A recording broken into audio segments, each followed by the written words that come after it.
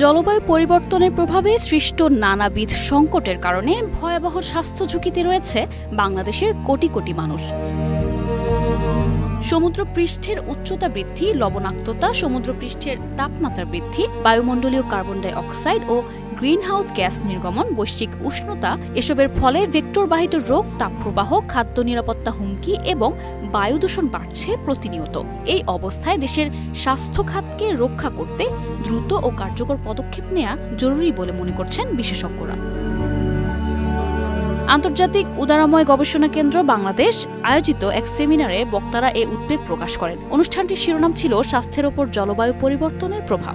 অনুষ্ঠানে আইসিডিডিআর বীর emeritus scientist ও প্রকল্প প্রধান ডক্টর পিটার কিম স্ট্রিটফিল্ড তার উপস্থাপনায় বলেন, জলবায়ু পরিবর্তনের প্রভাব বাংলাদেশে আরও বেশি তীব্র।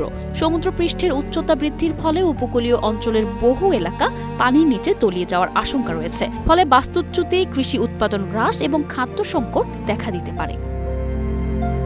তিনি আরও বলেন, জলবায়ু পরিবর্তনের প্রভাবে শুধু পরিবেশ নয়, মানব স্বাস্থ্যের উপরও বিরূপ প্রভাব পড়ছে। তাপমাত্রা ও আর্দ্রতা বৃদ্ধি, বায়ু দূষণ এবং ভেক্টরবাহিত রোগের মাত্রা উদ্বেগজনক হারে বাড়ছে।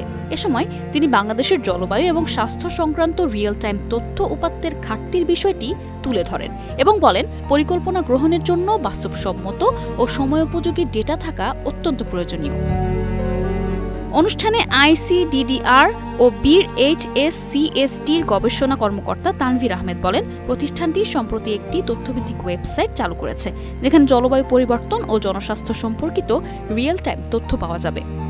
তিনি বলেন, ওয়েবসাইটে ঢাকা মহানগরীর বাতাসের গুণগত মান, তাপমাত্রা, আর্দ্রতা ও অন্যান্য জলবায়ু বিষয়ক তথ্য ঘণ্টাভিত্তিক আপডেট হয়। এটি পরিকল্পনাকারী, গবেষক ও স্বাস্থ্য খাতের নীতি নির্ধারকদের জন্য গুরুত্বপূর্ণ রিসোর্স হিসেবে কাজ করবে। আইসিডিডিআর বীর রিসার্চ ইনভেস্টিগেটর মাহিন আল নাহিয়ান জানান, ওয়েবসাইটটিতে ভেক্টরবাহিত রোগ, তাপমাত্রাজনিত চাপ, খাদ্য নিরাপত্তা, ঘূর্ণিঝড়, বন্যা, খরা, এল নিনো, লা নিনো ইত্যাদি বৈশ্বিক জলবায়ু পরিস্থিতির বিশ্লেষণ সহ বিপুল তথ্য রয়েছে।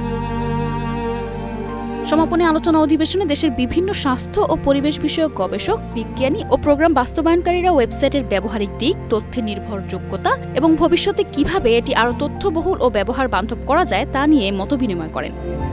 অনুষ্ঠানে বাংলাদেশ হেলথ রিপোর্টার্স ফোরামের সভাপতি রাশেদ রাব্বি বলেন, এই ধরনের রিসোর্স জলবায়ু ও জনস্বাস্থ্য ইস্যুতে সিদ্ধান্ত গ্রহণে নীতি নির্ধারকদের জন্য অপরিহার্য একটি হাতিয়ার হয়ে উঠবে।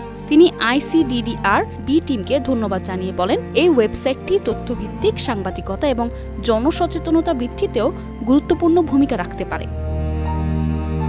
নিশা আলম, নিউজ ডেস্ক, 21 টেলিভিশন।